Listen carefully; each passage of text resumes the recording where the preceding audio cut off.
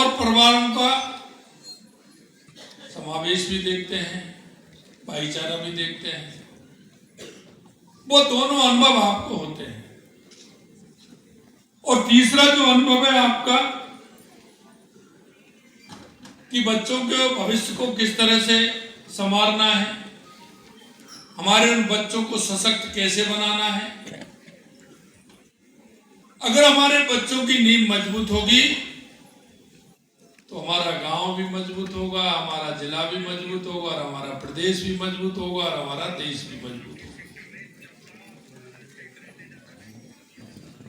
और इस मजबूती के लिए हमारी सरकार पूरी तरह से काम कर रही है। इस सशक्तिकरण में उनका संपूर्ण विकास शामिल है। हमारी माता बहनें स्वस्थ हों, शिक्षित हों, आर्थिक रूप से मजबूत हों, घर एवं समाज में उन्हें उचित सम्मान भी मिले। प्रदेश के बच्चों को भरपूर पोषण मिले, अच्छी शिक्षा मिले, और वे आगे चलकर अच्छे नागरिक के रूप में देश एवं प्रदेश की प्रगति में अहम उनकी भागीदारी भी हो। हमारी सरकार इस दिशा में निरंतर काम कर रही है।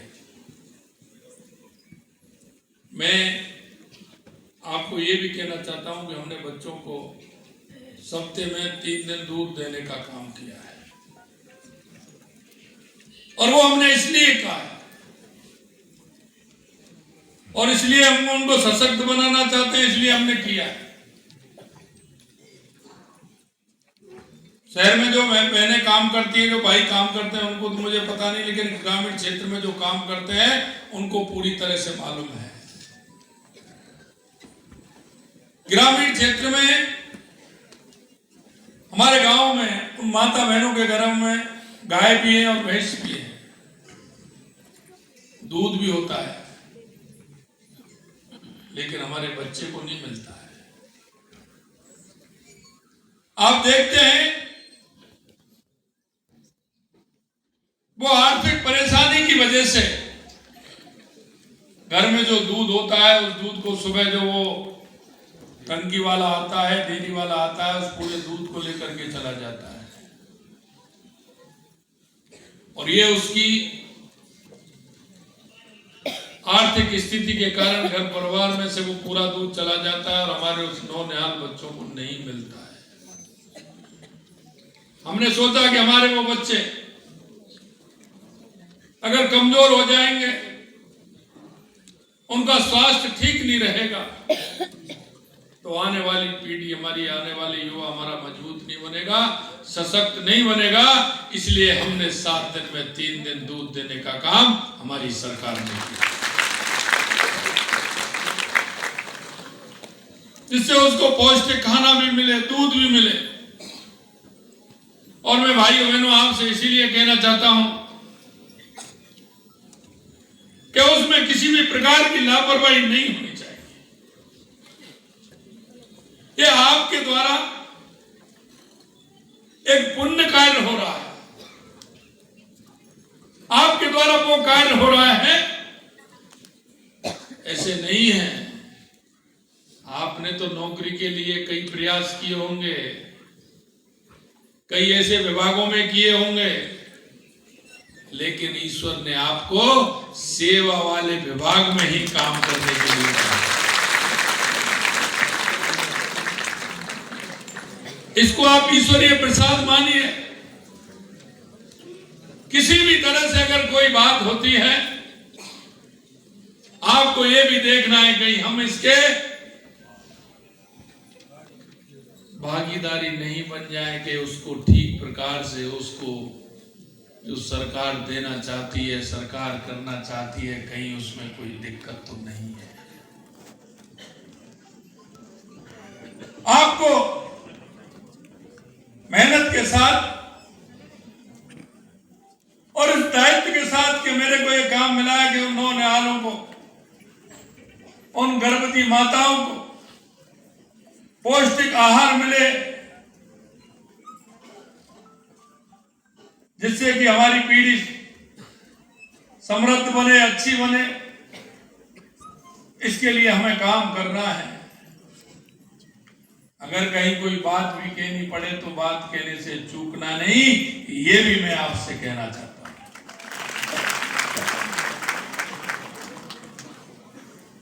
आज इस कार्यक्रम में सम्मानित हुए अधिकारी और कार्मिकों को भी बधाई देना चाहता हूं कि उन्होंने अच्छा काम किया है। और मैंने कहा कि इस क्षेत्र में काम करने वाली हमारी भाई हो, बहनें हो, आंगन 7 दिन से लेकर के आंगनबाड़ी केंद्र से लेकर के और हमारे अधिकारियों से लेकर के सभी का सम्मान होना चाहिए जो अच्छे काम करते हैं, बढ़िया काम करते हैं। और मैं इसके साथ साथ में एक और कहता हूं, जो अपनी जिम्मेदारी को ठीक प्रकार से नहीं समझते हैं, मैं वो भी कहता हूं कि उनको भी दंड देने में चूकना नहीं है, चाहे कुछ भी हो। क्योंकि हम जो काम कर रहे हैं, हम धोखा दे रहे हैं।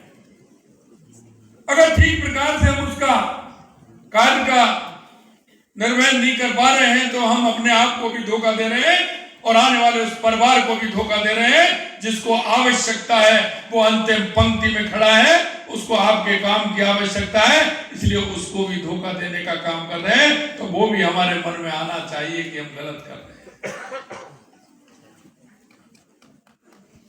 और मैं वो दूसरे रूप में भी कहता हूं, मैं कई लोग जब हम कहते हैं तो अच्छे काम के लिए जब होता है तो भगवान के द्वार पर जाते हैं, इसके जाते हैं, उसके जाते हैं, ठाकुर जी के, माता जी के, हनुमान जी के, कहीं ना कहीं जाते हैं।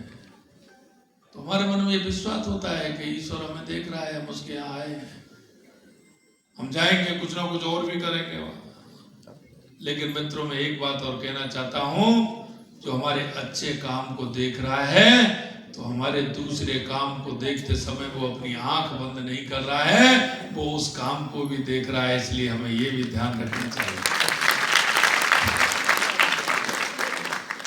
कई लोग होते हैं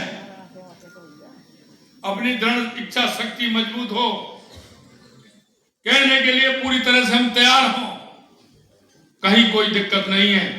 इसलिए मैं कहना चाहता हूं कि साथ ही हम आपसे आग्रह भी है कि महिला और बच्चों के हित में प्रदेश भर में हमारी टीम ज्यादा लगन एवं मेहनत के साथ काम करे, ताकि हमें अगली बार और ज्यादा कार्मिकों को सम्मानित करने का अवसर भी हमें मिले। योजना की सफलता इस बात पर निर्भर करती है कि हम उन्हें किस मानसिकता के साथ लागू करते हैं। इसलिए आप सकारात्मक मानसिकता एवं लक्ष्य पर केंद्रित होकर काम करें। आपसे ये अपेक्षा है की जाती है कि आप अपने जिम्मेदारियों को ईमानदारी, पारदर्शिता और निष्ठा के साथ आप उसको निभाएं। विभाग के अंतर्गत कार्यरत सभी जिला, ब्लॉक एवं ग्राम स्तर के सभी अधिकारी कार्मिक समय समय पर होने वाले बदलावों से खुद को अपडेट भी रखें, क्योंकि बदलता समय है, हमको अपडेट भी रखना है। आंगनबाड़ी केंद्रों के माध्यम से प्रदेश के लगभग 43 लाख बच्चे और महिलाओं को सूक्ष्म पोषण तत्व युक्त पूरक पोषाहार उपलब्ध कराया जा रहा है, ताकि उनके पोषण की आवश्यकता पूरी हो सके। इसमें OTP आधारित प्राप्ति तथा चेहरों से पहचान के जैसे नवाचार किए गए हैं। फिर भी हम आप सबके स्तर से यह सुनिश्चित किया जाना चाहिए कि लाभार्थी को मिलने वाले पूरक पोषाहार गुणवत्तापूर्ण हो और उसकी पारदर्शिता तरीके से उसका ठीक प्रकार से उसके पास वितरण हो जाए, उसके पास पहुंच जाए।